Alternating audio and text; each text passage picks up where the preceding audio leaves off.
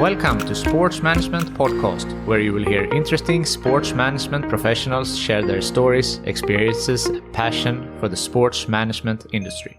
I am your host, Marcus Philipsson.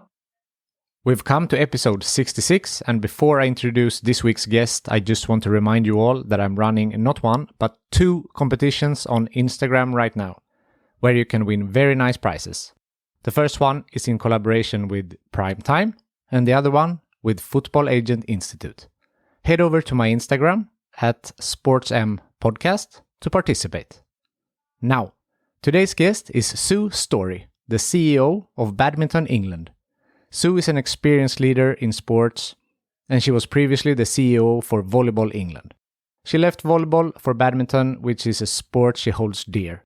Everyone in her family is playing it, and she has a true passion to develop and help the sport grow. Get ready to learn why badminton needs to tackle the digital transformation piece, why well-behaved women seldom make history, the differences at her current role at Badminton England versus her previous role at Volleyball England, Sue's journey through sport, and much more. Sue Storey, welcome to Sports Management Podcast. Thank you, Marcus. It's a pleasure to be here. It's great finally talking to you. We have trying to make this happen for a while, and now finally we are here. So first of all, how are you doing? I'm very, very well, thank you. It's been a busy year, and it's great to have the opportunity to talk about some of the peaks and troughs of the past few months in the world of sport.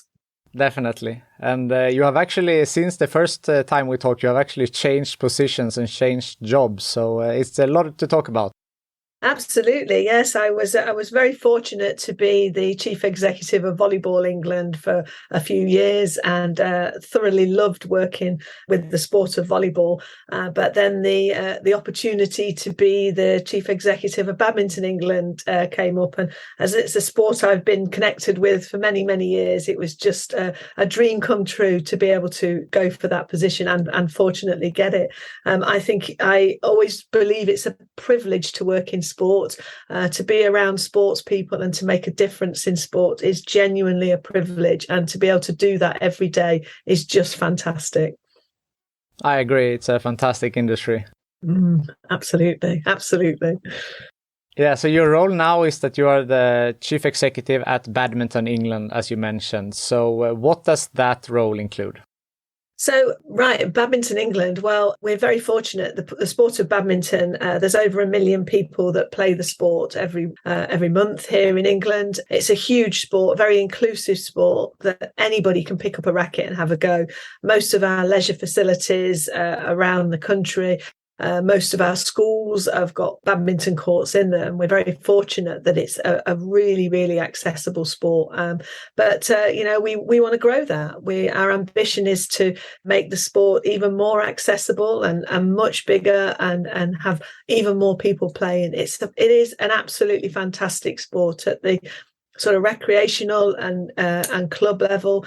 It's relatively easy to get involved. Pick up, have a look at our website. We can show you how to get involved. But for anyone to pick up a racket and play with friends on a social basis, or to join a club and play more competitively, or then to work your way through a pathway that potentially is going to lead you up to representing Great Britain in the Olympics, that the opportunities are there, and we absolutely want to shout to anybody who's interested in getting involved in our sport that it's there. The other part of the role, as well as, so there's the aspect of getting more people playing.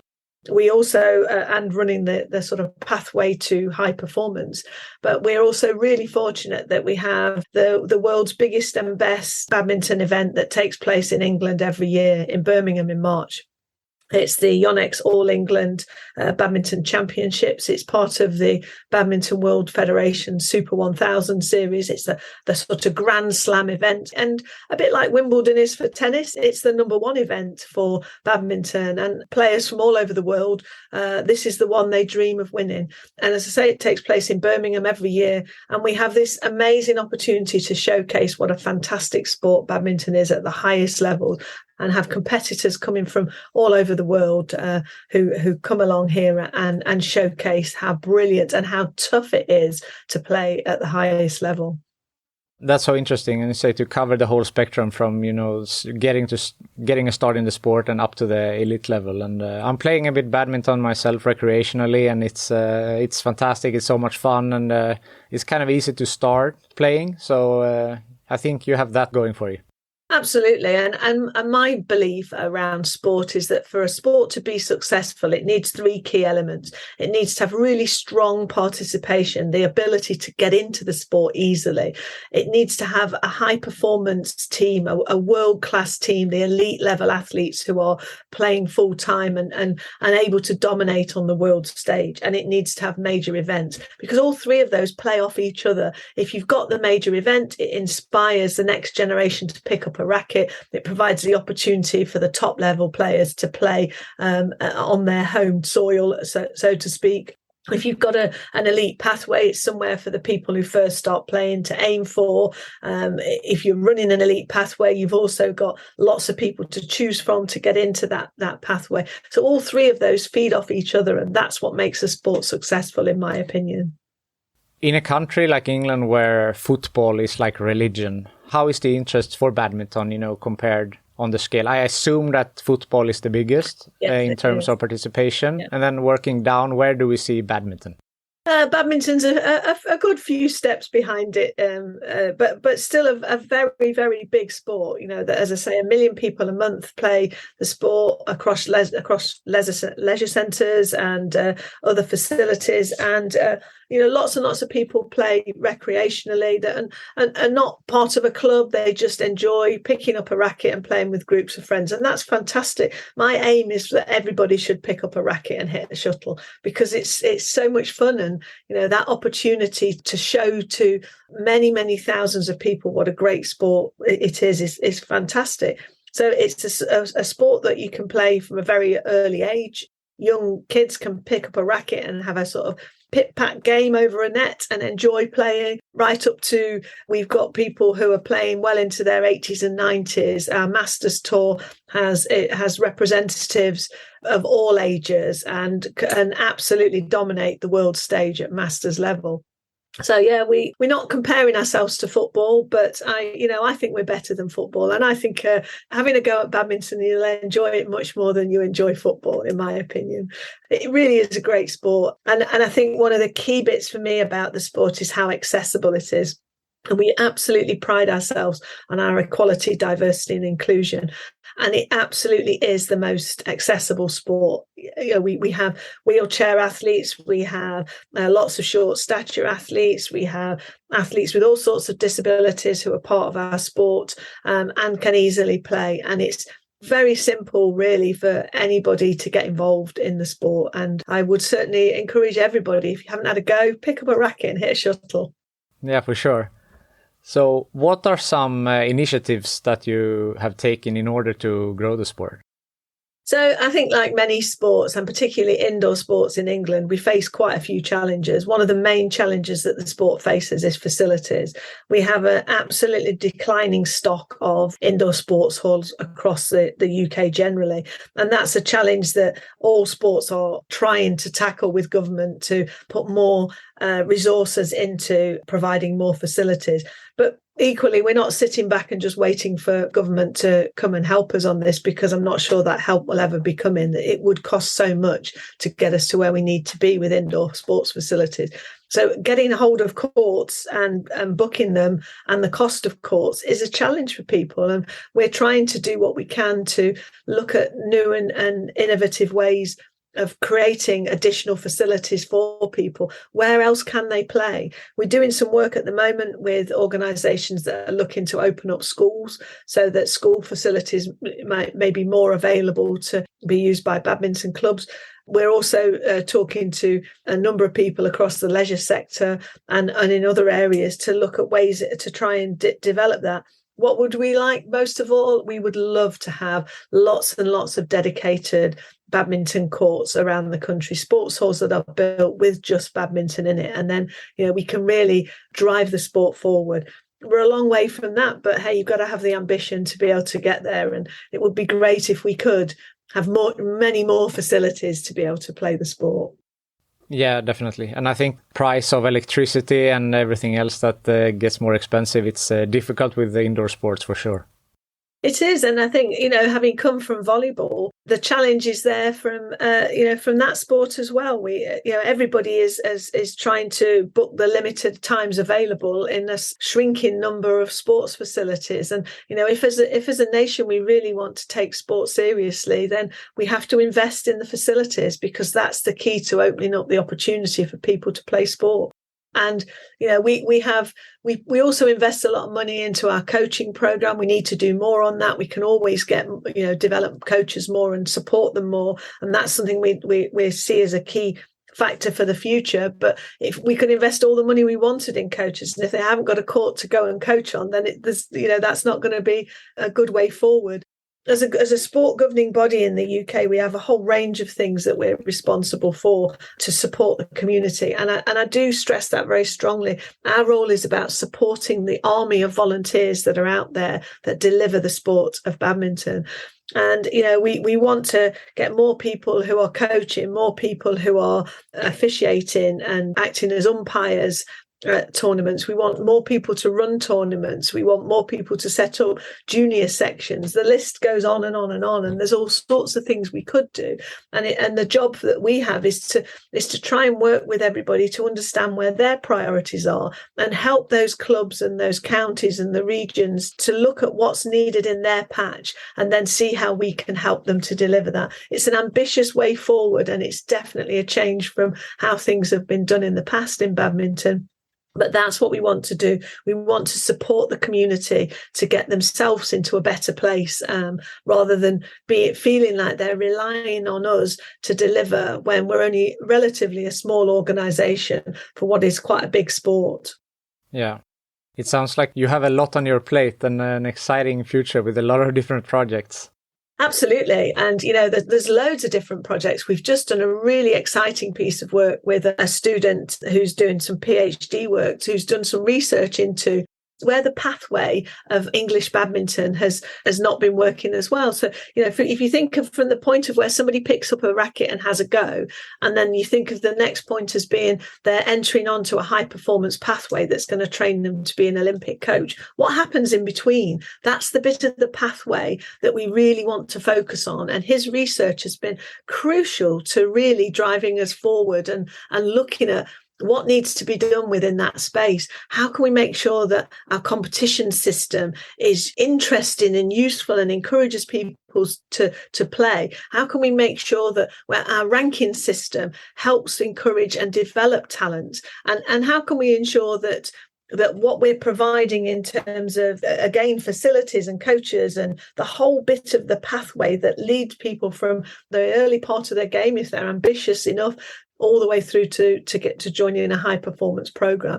And that's a really, really exciting piece of work. And it's been fantastic to collaborate so well with the community on what this looks like and how we can improve that part of our journey for the future. Lots of work to be done. Quite scary in some ways how much needs to be done. But, we're up for the challenge, and we really want to work with the community to deliver that.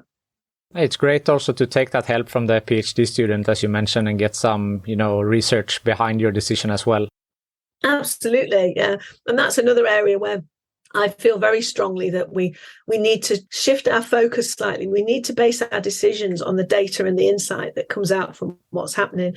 We know that we are a sport that's played by many, many, many people, but we don't know why people stop playing. And we need to understand that. So let's start looking at what the data is telling us as to at what age do people stop playing the sport? Why do they stop playing? What can we do to try and tackle that? There's, again, lots to be done, but it's the right plan to say, let's look at what the data is telling us about our sport. And I think a challenge in every sport is, you mentioned it before, there are the high performers that they want to be elite players, but you also have maybe players that they don't want to be elite, but they still want to play. So how do you give the opportunities to the people with elite ambitions and still keeping the other players to not drop out? Yeah. Absolutely. So we are very fortunate to be funded by UK Sport for our world-class programme that takes our very, very top athletes and helps support them to be able to really drive forward their highest level performance at Olympics and World Championships and so on. Sitting behind that, we have our England Performance Programme, and that's where we're looking at what investment, what's the best way to invest in those top quality players. And I think we've really shifted how we think about those players and how we support them in their choice of lifestyle. So if players want to go to university as well as still train for a significant period of time, well, we want to support that so that they can get that dual career at that stage in their lives and then maybe focus more on their badminton after that. If they want to spend their time training at a local facility, we have the National Badminton Centre is in Milton Keynes. And if they don't want to train there full time, we want to work with them to look at how we can best support their training needs to be able to train wherever they currently train and spend some time working with our amazing talented coaches that work out of our elite training facility at the National Badminton Centre. This episode is sponsored by InSport Education, the online business school for sport. They offer a range of different courses. For example, Foundations of Sport Business, Private Equity in Sport, and much, much more.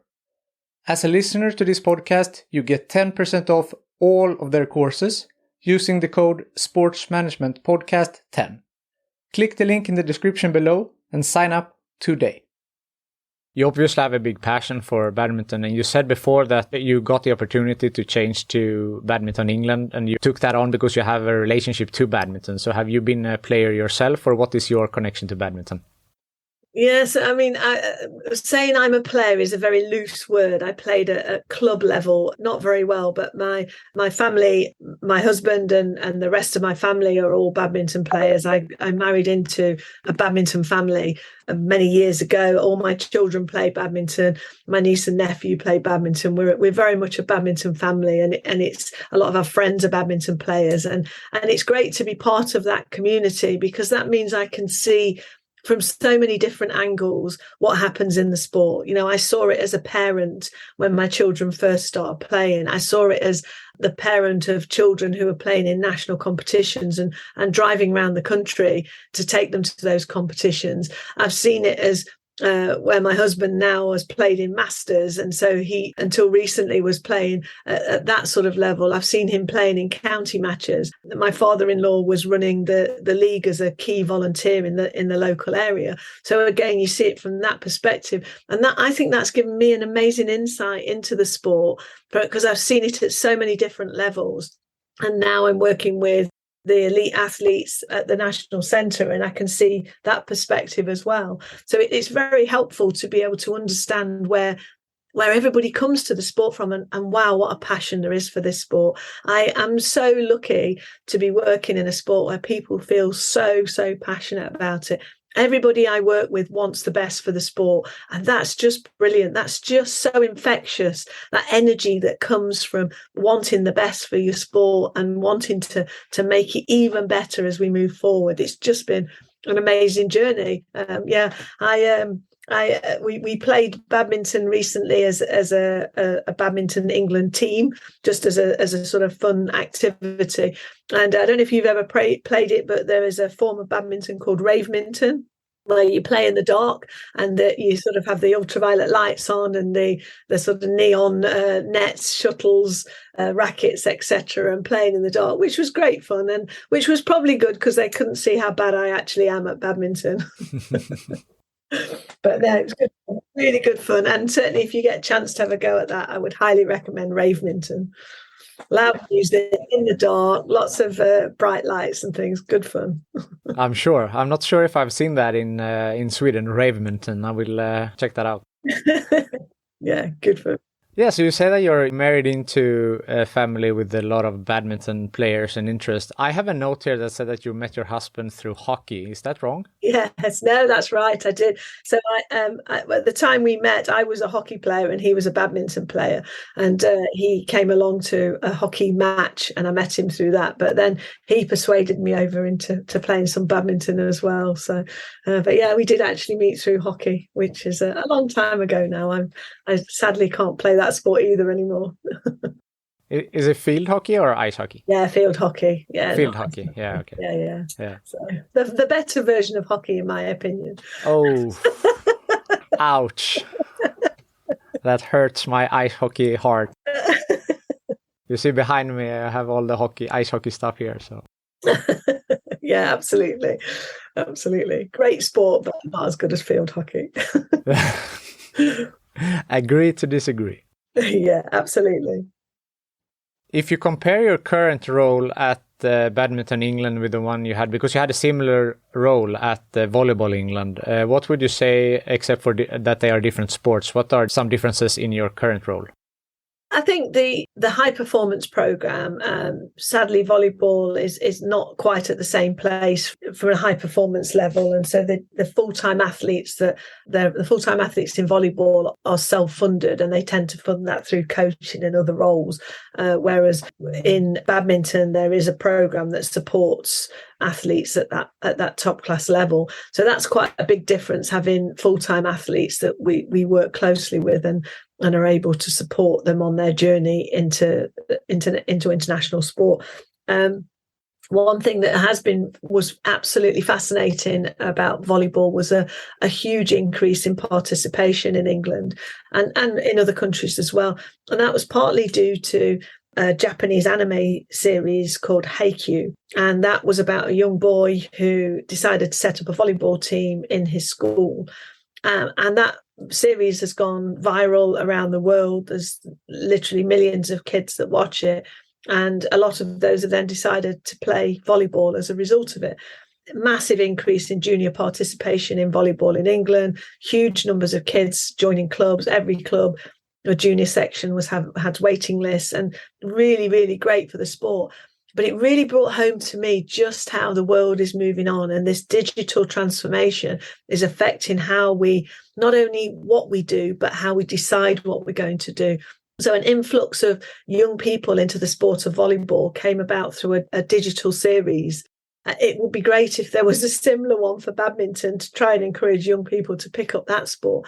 But it really makes me think about how important digital is. You know, we have to find a way as a sports sector at embracing digital and looking at how it's going to help us drive forward, not just the attraction of people into the sport and how we watch sport, but also how we run sport. And it's a key bit of my vision really for where badminton needs to go, that we need to tackle that digital transformation piece. I've said it a few times that one of the challenges in England at the moment is that it's easier to order a pizza than it is to book sport. You know, you can go on any app and find any sort of food and get it delivered to you within a really short space of time. You should be able to go on a similar sort of app or technology that says, right, I'm free on a Tuesday night between this time. What can I do within 5 miles of my house? And it should give you badminton, volleyball, whatever other activities there are in your local area. And I think we need some transformation as to how we get people into sport. And then following that, I also think we need to transform how we manage sport. So many sport clubs across the country are based around a very traditional model of having a sort of committee or a group of people that run the club, that meet face to face, and they have a great social time. And I'm certainly not knocking the commitment of any of those volunteers at all. They're the lifeblood of the sport. What we would love to be able to do is make it easier for them. So we should be able to be looking at apps that provide you with everything you need to be able to run a sports club. You know, there's various different models of apps out there that pick teams and give you details, but actually we just really need to embrace that technology and move ourselves into a place where the whole thing is connected up, that you join a club, you pay your membership, you connect to everybody in the club, you pay what, you know, you get picked for teams and matches and whatever. and you're able to watch the fan experience stuff and pick up content. It should all be in one place. And we're a long way from that as a sector. And I think it's something I feel really strongly that the sports sector in the UK and perhaps around the world as well needs to embrace that digital transformation. Have you heard about a company called Matchai? Matchi? No, I haven't. Okay, it's a booking platform for racket sports. It's very big in the Nordics, and I know that they try to expand globally, and I have had a partnership with them a while back.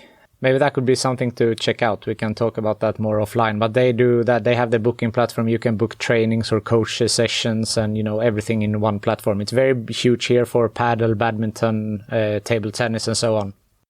That's very helpful. Thank you. I will certainly check that out. But I just think generally we need to move.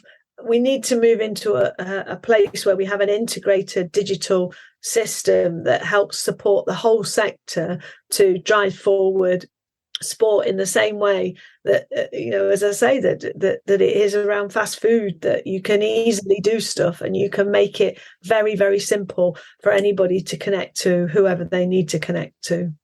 Definitely. Digital is more and more important, and the pandemic, it showed us a lot of things, but definitely the importance of digital. Absolutely. I totally agree. We've all moved into a space where we're very comfortable doing Zoom calls and so on and connecting digitally in all sorts of ways, but that hasn't really moved. There's lots of bits of progression across sport, but I think as a sector as a whole, we really need to embrace that and move forward. Definitely. How were you introduced to the business of sport in the first place? So my early days of my career, I worked for a local authority, and part of my role there was to issue the general safety certificate for the major sports grounds in the area of that local authority. And part of that involved me working closely with the sports grounds and the various agencies that oversee major sports grounds in the UK, particularly football grounds, where there's been a lot of focus for many years. I then moved from there to work for an organisation called the Sports Ground Safety Authority, which is the world's leading government agency for safety and security at sports grounds, and issues guidance that's used all over the world on that topic. So I was very lucky that the opportunity to work in sport came through not working in sport, and just happened to, in some ways, be in the right place at the right time and grasp that opportunity to work with the local sports grounds. And that's led me into a career in sport, which has been just amazing. As I mentioned earlier, I think it's a privilege to work in sport, and I absolutely love it. I agree. And a lot of times that's how it happens. It's coincidences, and you jump on an opportunity and it takes you somewhere else, and then the ball keeps rolling. Absolutely. And you have to grasp every opportunity that comes along. And, and I've always loved sport as a sports person and as somebody who's watched sport, and the opportunity to work in that. It was just, it was too good to miss. And but part of it was that I was in the right place at the right time and grasped that opportunity with both hands. And then sort of moving forward, I thought the opportunity of running a sport would be, I never thought it would be possible. And I was encouraged by people in my network that I should have a go, and was very, very lucky to be appointed as Chief Executive of Volleyball England, and thoroughly loved every minute of working there, and wouldn't have left if it hadn't been that the sport of badminton was an opportunity that, again, was just too good to miss. And I feel very, very, very lucky that I was able to have this job. And I absolutely want the best for the sport. I'm so passionate about sport in general, and so passionate about making a difference and getting everybody to enjoy the real pleasure that you get from getting involved in sport. I think that being part of a sports organisation and being part of a sports club brings so many social and health benefits, as well as the absolute pleasure that you get from playing sport and enjoying that. To be able to work with a group of people towards a common aim of winning a match, or whatever it might be, going to tournaments or whatever sport it is that you're involved in, I think it just drives such strong human behaviours that, everybody just feels better for a bit of sport in their life. I agree. You have a note behind you that I see it says, well-behaved women seldom make history. How is it to work as a woman in a very male-dominated field as sports? Yeah, I'll give a shout out to an organisation called Fearless Women, who help support women across the sports industry, and I'm part of a group called the Women's Sport Collective that Fearless Women run. And I think it's tough for women. Certainly, when I was working with sports grounds, there were very, very few women that were involved in that area. I regularly sat in meetings with 12 men, and I was the only woman. I think as I've moved into sort of NGB world, and certainly in badminton, the mix is a lot more. There's a lot more of a mix of men and women. I think it's tough for women coming into this industry, and I'm a big advocate of supporting women to achieve their potential. And aside from my day job, I do quite a lot of work helping and supporting women to achieve their potential through mentoring and activations and various other things that I can do to support it. And for me, I lean on any opportunity that I can get to get support from other women to help me. And what I find is that women do tend to be very, very keen to support each other to achieve their potential. And the Women's Sport Collective, a free group that anyone who wants to join, please go on LinkedIn and look for the Women's Sport Collective. It's an absolutely fantastic group of women, and they run a whole range of free events to support women to achieve their potential. And it is difficult, but I also think, I hope that being able to support women to get to where they want to, we're trailblazing for lots of other women who are also trying to achieve their potential. There's only, if I go to the CEO group of the sports in England, there's a lot more men than there are women. Let's try and get that balance to equal. Over time, we need to really challenge that and make sure that women are getting equal numbers of top level positions across our industry. If I look at the sport of badminton, it absolutely is 50-50, as was volleyball. The same number of athletes play.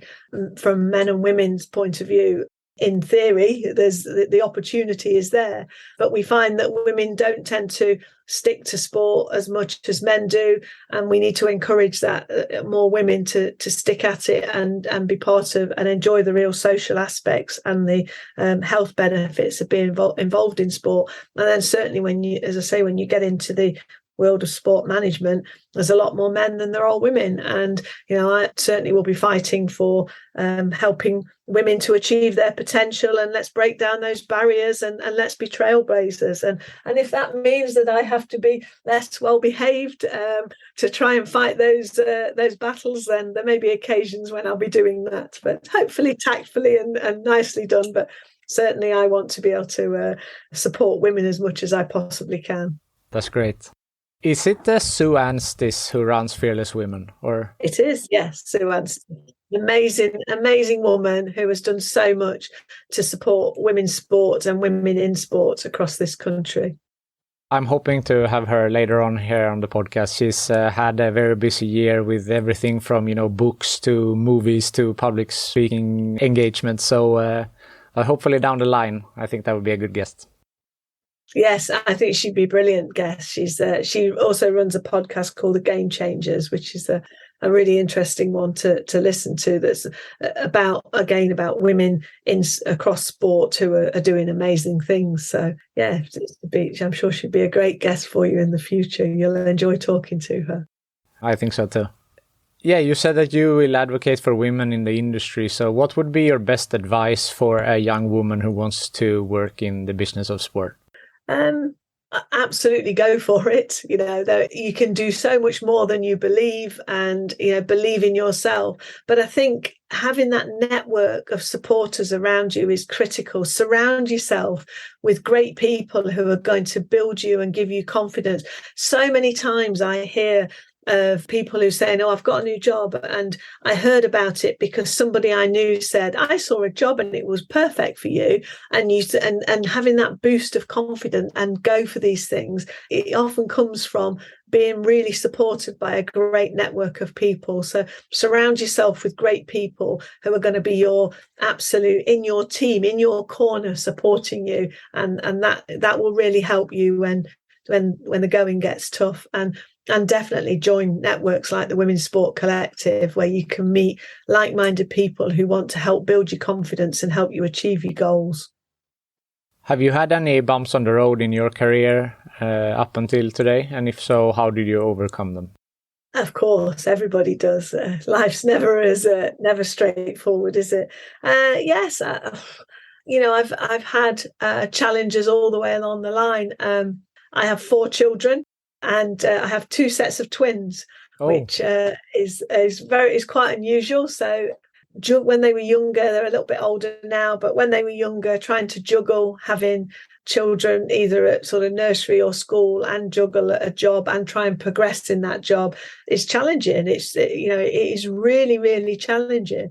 And I've got a great support network in my home and my family, but even so, it's still very, very difficult. I spent half my time feeling guilty about being at work and half my time feeling guilty about being at home because I was trying to juggle those 2 things. And I would say that was probably a really challenging time, but I stuck at it, and I know my children are now very proud of what I've achieved, particularly as they're all badminton players. They're very proud of it, and I think it's tough, but I've been very fortunate that I've had a good support network around me to help me through the tough times. That's very important. Yes, absolutely. But yeah, I can certainly say it was a real challenge having 2 sets of twins. And when the second set were born, the first set weren't quite 3. So at one stage I had 4 kids under 3. So, hey, if you can manage 4 kids under 3, you can certainly manage a sport. Yeah, that's true. That's true. That gave you some extra confidence in your work. Absolutely, yeah. That's great. Is there something I haven't asked you yet that you want to bring up? I think one thing that I think is a key part of sport management is communications. I think the ability to be able to connect to the sporting community is a critical part of being able to manage a sport. And it's something that I feel very strongly that having that human voice and being connected to your community and your community to feel part of the sport is a really interesting and challenging part of driving a sport forward. I think historically, sport hasn't been very good at this. Generally, I say that. I think there's some great examples now where we've been changing and really bringing out that human side. I think badminton has a journey to go on this, and we need to really feel like we're connecting with our community in a much more human way. People need to feel that emotional connection to a sport governing body. I think that's a really critical part of our journey, that we develop that emotional connection. And that comes from working with a community. It's not about us telling a community information that we think they might be interested in.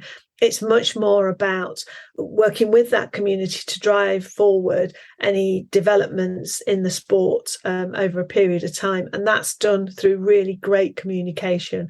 And as I say, that's an area that we need to be better at. And I think sport generally is waking up to realise that that having that actual connection is so important. For sure. And just we talked before about the digital aspect, and only to have that, but also have the more in-person as well. So the whole spectrum of the communication. Yeah, absolutely. We need to be responding to people when they contact us, there's so many different ways, so many platforms that you can make contact now, that we've got to be all over that and being human and responding to those. And if somebody picks up a phone and rings us, we need to be answering their queries. If somebody writes to us or gets in touch with us by whatever means, we need to be responsive and working with that community to show them that we genuinely want the best best for the sport and want to work with them to deliver that. And we've got a journey to go on to get to that place, but it's certainly a key thing for me that we need to focus on. I look forward to following that journey. Good. And I look forward to seeing that you're a follower on all our social channels. I will do that. If I'm not already, I will go in and do that. What's the handle for the listeners to go in and follow? At Badminton England. Okay, easy. Perfect. Yeah, it's a nice and easy one. So yeah, you won't struggle to find us. So please do come and have a conversation with us on our channels and test us out and make sure that we are doing what I say we should be doing and being responsive. We've got a long way to go, but hopefully we'll get there. Sounds great. Sue Storey, thank you so much for taking the time to be on the Sports Management Podcast. Thank you so much, Marcus. It's been an absolute pleasure talking to you. I'm always happy to talk about sport and even more happy to talk about badminton and Badminton England. So thank you very much for your time. Thank you for listening to the Sports Management Podcast. Please hit the subscribe button so you don't miss out on any upcoming episodes. Also, feel free to leave a comment about what you thought about this episode. If you want to get in contact with me, send an email to sportsmpodcast@gmail.com or hit me up on Facebook, Twitter or Instagram @sportsmpodcast.